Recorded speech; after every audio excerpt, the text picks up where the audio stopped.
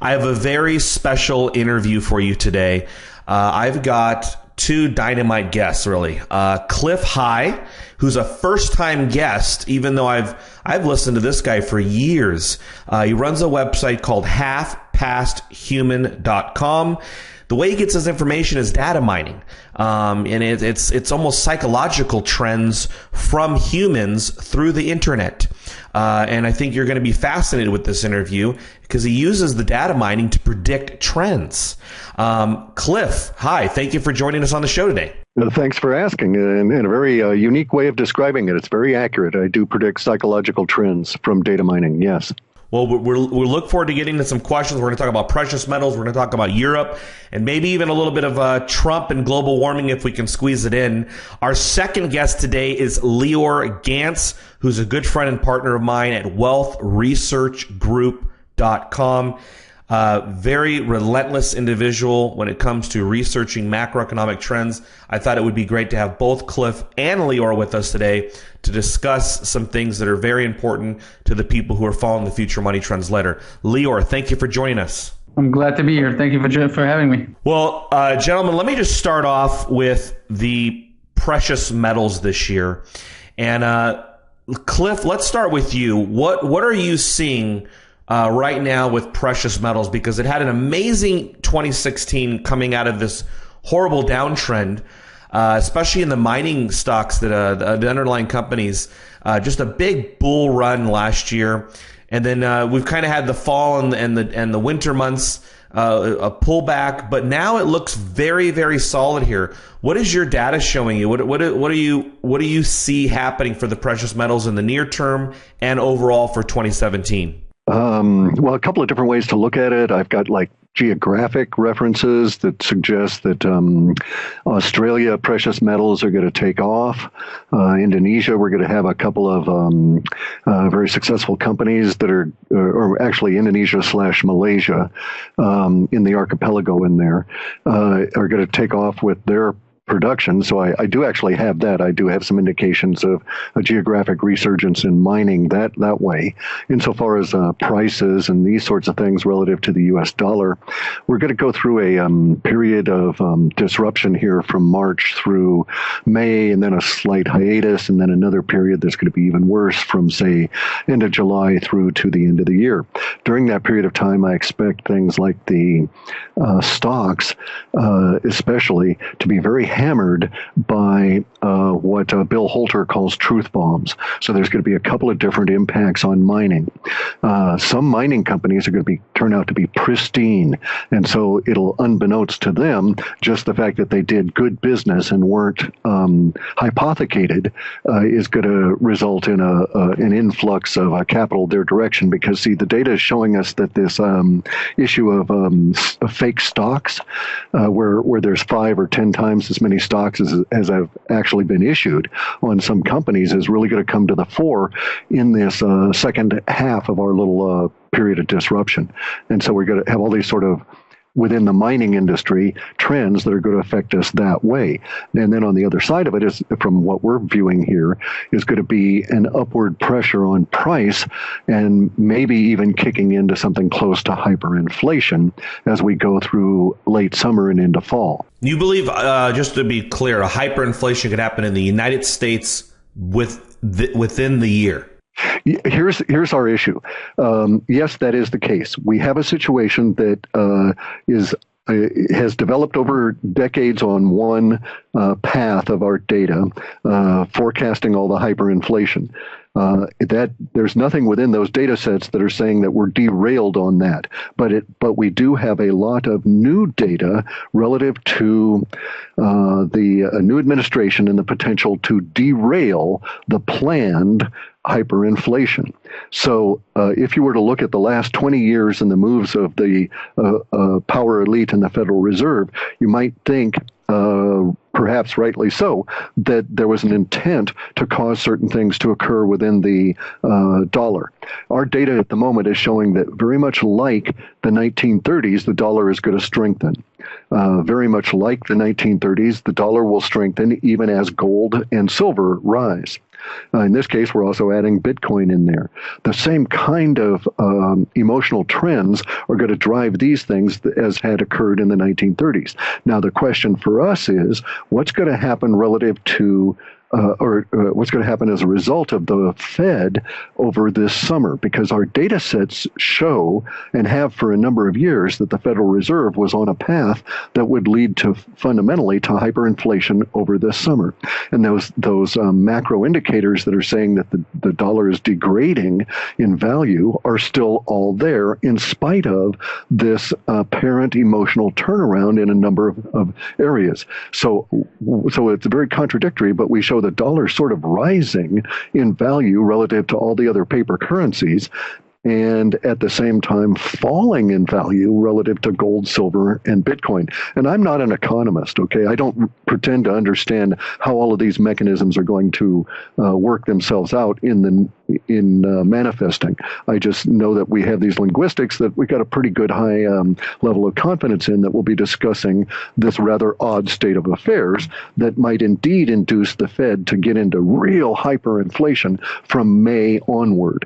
We'll know for sure which of these sets are going to be dominant, I would think, by mid-April, because there's both of these sets I think are mutually exclusive, but I don't know that that's the case actually. But one set shows the Fed reacting to pressure on the dollar by both raising interest rates and hyperinflating. And the pressure on the dollar is going to come as a result of the I guess you'd have to call it the crack up of the euro as a currency. So we've actually got data sets now that show a resurgent drachma and a lira. When that will occur, I don't know, but I suspect maybe before the end of next year, certainly, and maybe by the end of this year. That's fascinating. Lior with wealthresearchgroup.com. Let me ask you this. Clif just forecasts that we could be looking at potential hyperinflation. What is your understanding of how investors and hedge funds are best to prepare a portfolio for such a case? And also, if you were seeing anything on the gold front that perhaps others are also predicting a big move in the price of gold through their capital allocations. Sure. I think for 2017, because there's so many unknowns, basically you've got the Trump victory, along with the Fed raising rates for the fourth time since 1971. So there's only been 4 tightening periods between 72 and 74, 77, 1980, 2004 and 2006, and this tightening period that started in December 2015. And so every time they have, under this fiat monetary system, have raised rates, what happened is the real interest rates in the economy tend to stay negative.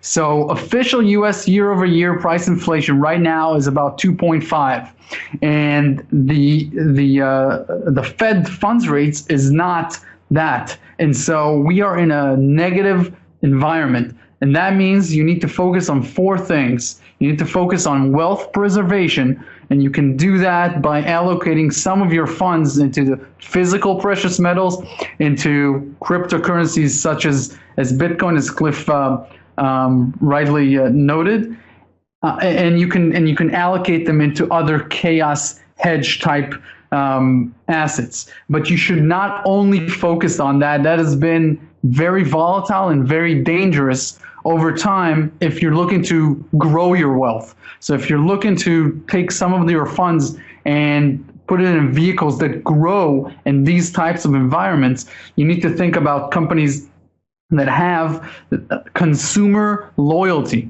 Because if you have that, even if they have to push these prices up to consumers, they can still have the same amount of customer buying their products. I'll give you an example. Say if Coca-Cola, for instance, raises their Coke by just a few margins because inflation has gone up and sugar prices have gone up.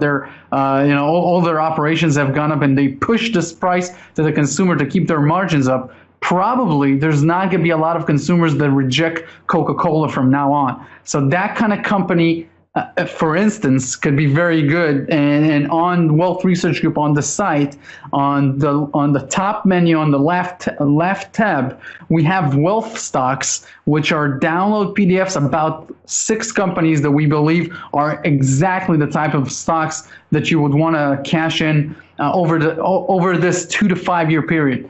But not only that, we see a lot of hedge funds and a lot of smart investors, including Druckenmiller, who has made, as you know, he's made big moves in gold, and now he's back. And the reason I think he's back is because this type of environment where inflation rises, but you still have negative rates, and oil prices are pretty stable, is very, very favorable for mining shares. And the reason is their operational costs are mostly derived of energy costs. So that's very important to understand. We are at Wealth Research Group, we focus on the best type of mining entrepreneurs in order to stick with the best, with the top jockeys. Clif, Trump, can I respond to that real quick? Absolutely. Go ahead. Something that we need to note here that just jumps out from my data is we're in the woo-woo business, the far reaches of what would be considered even art, let alone science, but nonetheless, we have some level of accuracy. And so I would want to, if we're going to talk stocks, talk actual companies and stuff, I would caution people, and I've not read your list, so I don't know whether I'll step on any of those or not, but I would caution people about assuming that a consumer company base is going to be adequate to grow wealth over this next year. And the reason that I'm going to caution you on that is because of something that's been in our reports now for a couple of months, and I'm even developing yet more of it within this most recent report, and that is this blowback or backlash against consumer companies that have been facilitators and supporters of the pedophilia network that is being rounded up globally at the moment. And so I've actually got data in my data sets that say this company, the other company, and so on are going to be hit by really, from their viewpoint, very damaging consumer reactions when it comes out that these firms were involved at very deep levels, not only in personnel, but in their actions. So as a example, I would suggest that if anyone wanted to see the kind of actions that would be or the kind of prompts that would get action out of the consumer, you might look at the cartoon companies and just pick a cartoon manufacturer for children and then go and Google them and see if with the word subliminal. If they've got those two together, if there is a background of subliminal text being put into those cartoons, you can bet that this company is going to have huge economic problems by the end of this year. We've got a wave, if you will, of psychological response that will roll through the states here that may actually crush what you and I think of as mega global household name kind of companies at this moment. I assume you're referencing to Disney and beyond. But yes, Disney's got they're in a world of hurt. But we can start talking about any of the manufacturers of cartoons, and you can also start talking about the manufacturers of consumer goods. So if you can find a tie now that is easily accessible within a simple search, and this is one of the ways you can analyze trends. Does it pop right up even in the controlled media of Google, and then go and look on a DuckDuckGo or some of these other search engines. And if you get a different response, you'll see that Google's hiding something. But look at the top 5 or 10 responses that come up for any of the companies that's going to be accused of sexualizing children. These guys are going to have a global problem that may extend for 5 or 10 years, and a lot of them won't survive. Just a caution. Now, on the other side, I think mining companies are good, and we're also getting some links between the mining companies and our Antarctica subsets in a big way. So some of these companies companies that have mining expertise are going to benefit from the Antarctica boom, even though not necessarily going there to mine. They may be hired by officialdom to come on in and dig stuff out for them. Lior and Clif, I want to ask you guys this. So you've got a Republican Congress and you've got a Republican president. Any type of crisis, whether it's hyperinflation, as you noted, Clif, or a severe recession or downturn, or even a whole systemic reset, whatever, if this happens and it happens on one party's watch, I would bet that party would be screwed for the next 2 to 3 decades. Lior, let me start with you. For a major systemic crisis to happen in the next year to 2 years, what do you think the odds are? Because I'm guessing that the powers that be are going to be fighting this with full force. Sure. Look, what you should be watching right now is the fact that the average person in the U.S. right now cannot afford to participate in the stock market. What I mean by that is this: the Dow Jones Industrial Average has now become so overpriced that it would take 27.51 weeks of income for an average U.S. employee to afford the Dow Jones. That's over 3 standard deviations higher than the historical standard deviation. Just to give you an example, in 1980, when the last major bull market in the Dow Jones started, it was 2.93 weeks of income.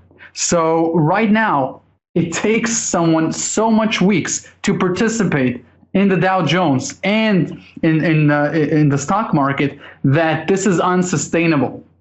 What that means is there's desperation for the average person, because on the one hand, he's seeing zero interest rates and he can't make income. I would say this: the type of retirees that I'm speaking with are telling me that they have saved up $1 million for retirement and they were banking on 5% bonds. Now, at 5%, you're getting $50,000 a year. Let's say you live 20 years after retirement. That's $1 million worth of interest income that you were banking on that now you don't get. So what do? You try to make it up by investing in the stock market, but now you can't even do that. So you save and save and save because you have no other option. Along comes this new president with major infrastructure plans, with major stimulus plans for the U.S. economy. And a lot of people are banking on a major change in the U.S. And that's why we see major banks, for the first time in years, becoming bullish on commodities worldwide. And I'm not just talking about precious metals. I'm talking about base metals like zinc, like cobalt, like lithium. We're seeing so many things intersecting in that perspective.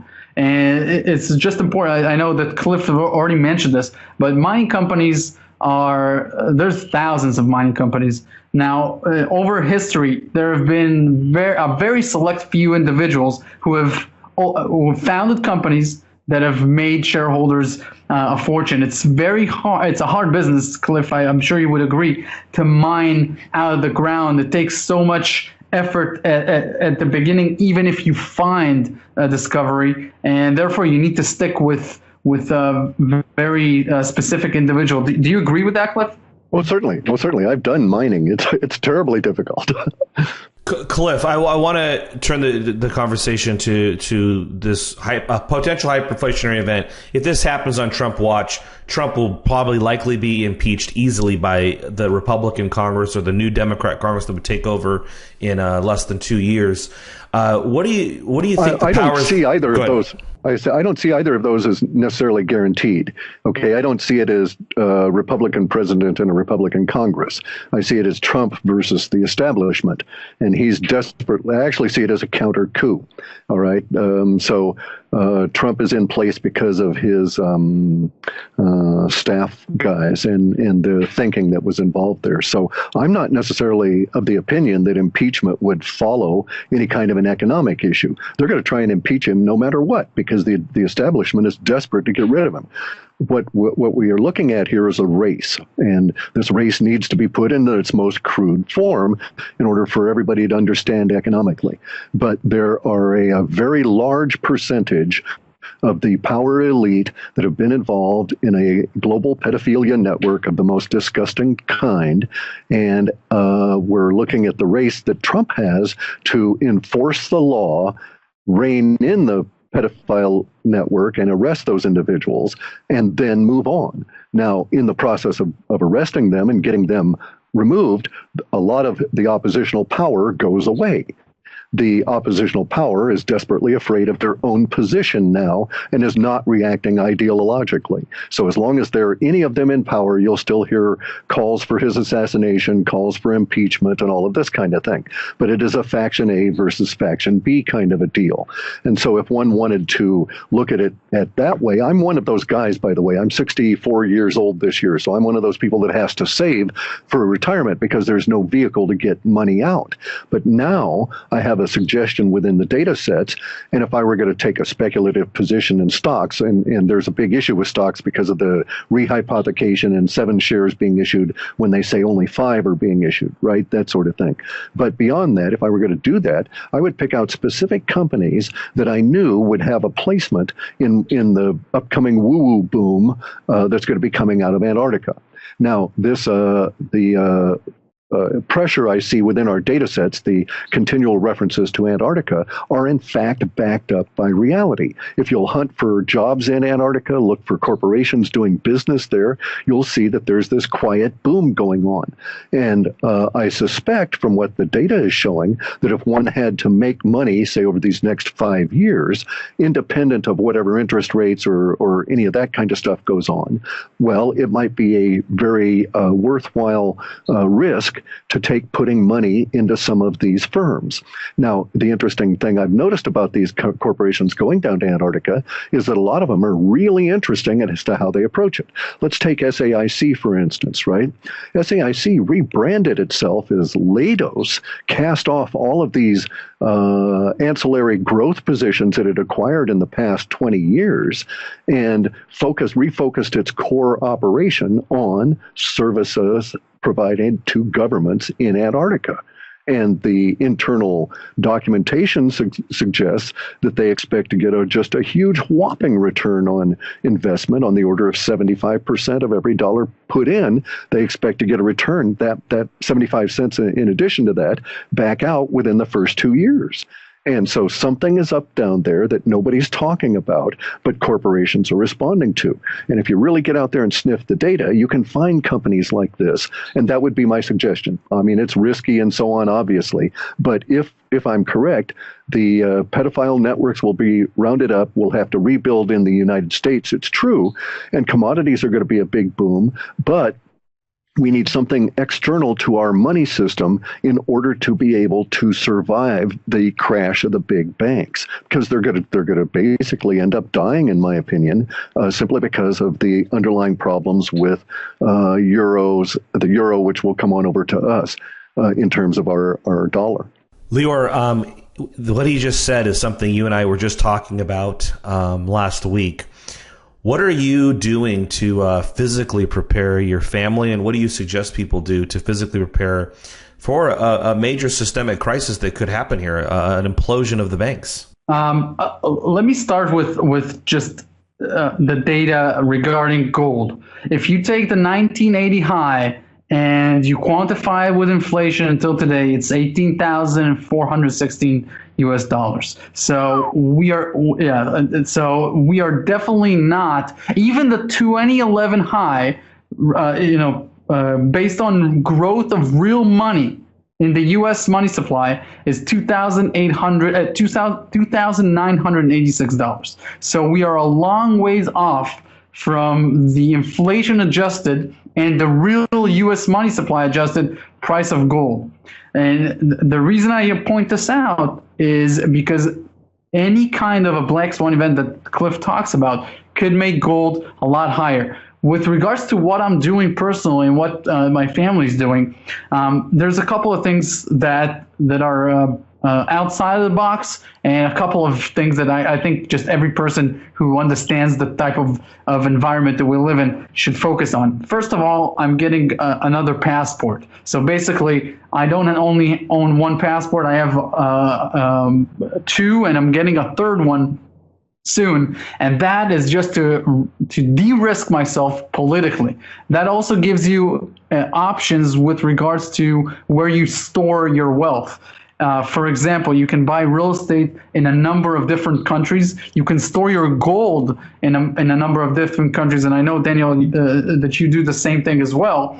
And we also separate brokerage accounts into a number of different countries.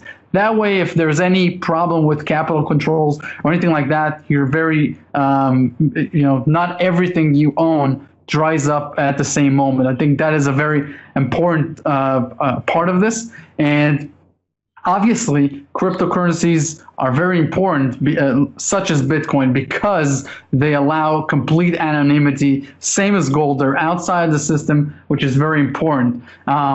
The most important thing that I do is to make sure that my main source of income, my main skills are sharpened up to the max. And therefore, in any type of environment, any type of economical event, there's demand for what I provide. And therefore, I think that is the most important thing any person can really focus on, because that's what you can control. Clif, last question goes to you, sir. Looking at what you had noted with very, very, I guess, out of the mainstream things that are happening behind the scenes, they were able to bury in the mainstream press everything that happened with WikiLeaks and Hillary Clinton. We would get a few snippets, but really, for the most part, it was never a major part of the news cycle. What makes you so certain that you think these companies with subliminal messages and other companies and other individuals, that this will actually be able to be reported by the media, which is owned by just a handful of conglomerates and corporations? Won't matter. It doesn't matter whether or not it'll be reported by the media that's owned by the corporations, because those corporations themselves are under assault. So Disney really screwed up by hassling PewDiePie, all right, because they pissed him off. And in doing so, they are now the subject of his stabbing humor that is in fact changing they're the post-millennial generations, Generation Z, and all of these kids are waking up. So I've got 8 and 9-year-olds that are communicating with me because they want pointers to find out which part of a conspiracy, which part of the theory around a conspiracy actually has more validity than not. Okay, so this is a radical change. PewDiePie he's like the reigning god of YouTube. If he should move and decide to take his action to any one of the other YouTube clones that are developing, it would be my suggestion that YouTube and Google stock would crater, simply because you would have close to, you'd have 53 million subscribers plus his girlfriend's subscribers that would leave, and then you would have all of those views gone. So maybe they would lose 18 or 20% of their ad revenue with a single exit by that individual, and then everybody that piggybacks on him and so on. So the corporations themselves are now, their media has now been made irrelevant. So what if CNN gets 1 million views on their YouTube channel in a week on all of their offerings, when Alec Jones gets 40 million downloads on his show and up to another 80 million downloads in any given month on all the ancillary shows that he produces? It obviously tells you where media power lies. So, and I would also suggest that anybody that is a retiree or anybody that is in the money business that is relying on broadcast media as their source of information is going to get scalped in what's going to be happening financially the rest of this year. You need to very seriously broaden your view. So as far as I'm concerned, Disney and these people won't be hoisted and hung in their own media, and it won't make any difference at all. It's very true. I mean, the millennials, they've certainly set SeaWorld back, where they've essentially they boycotted it. They don't. Generation Z, the millennials, pretty much, the attendance for SeaWorld collapsed. I can imagine that this is a big group, and not only that, but it's not getting its information from TV at all. Zero from the newspaper. The newspapers are completely. I mean, they don't even exist as far as most of these younger generations are concerned with. It's social networking. It's YouTube. It's what they see on their Facebook feed. All right, gentlemen. Clif High of halfpasthuman.com and Lior Gantz of wealthresearchgroup.com. Hope to have you both back on the show individually, perhaps in a few weeks. And thank you so much for your time, guys. Sure. Thank you. Thank you very much.